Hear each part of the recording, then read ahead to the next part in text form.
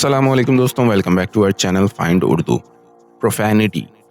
پروفینٹی کا مطلب ہے بد زبانی، گندی بات، بے ادبی۔ پروفینٹی کا مطلب ہے ایسے الفاظ یا جملے جو بے ادبی یا بدتمیزی دکھائیں۔ یہ لفظ گندی گالیاں، ڈسرسپیکٹفل ورڈز یا موضوع کے خلاف بات کرنے کے لیے یوز ہوتا ہے۔ پروفینٹی اکثر اینگر یا فرسٹریشن میں نکالتی ہے جو دوسروں کو نقصان پہنچاتی۔ He was warned for using profanity during the meeting۔ اسے میٹنگ کے دوران بد زبانی کرنے پر چیتاونی دی گئی۔